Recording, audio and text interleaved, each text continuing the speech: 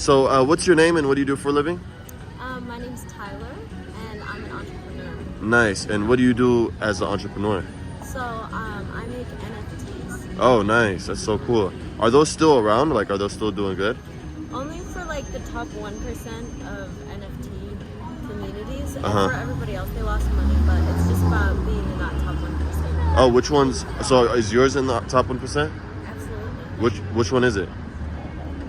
I mean, we have a Discord community that's really connected, Uh-huh. and we just really thrive in the NFT market. Oh, can you say the name of the NFT?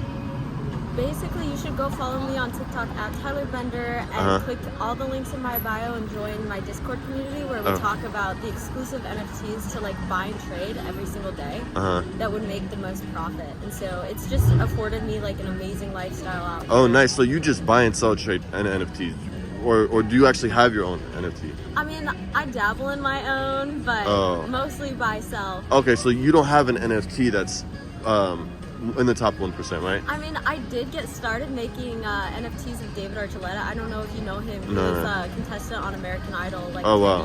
20 years ago or something. But yeah, I love making NFTs of American Idol contestants. Wow. So Yeah. you literally just buy and sell them?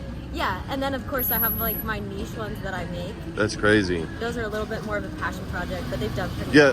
well. What do you think about the whole rumors that, like, you know, the NFTs are dead? What do you think about it? Is that absolute lie, or what do you think? I think they're dead for people who aren't willing to hustle and put in the extra at work. Uh-huh. But for people who are true like hustlers and like want to be in that top 1%, anything Yeah. is possible. So how much do you make a year with NFTs?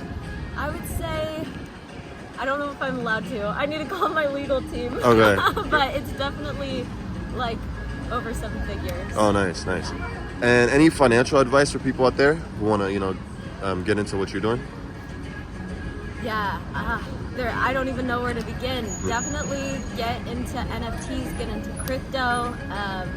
Don't listen to the haters because I feel like a lot of haters will tell you to like save for retirement, but like, honestly, if you invest in yourself through the way of NFTs and crypto, that's going to be a million times more profitable than like a Roth IRA or whatever dumb shit the sheep are telling you. Interesting. And what's the best NFT you ever held? Ooh, actually, it was one of the ones that I made randomly.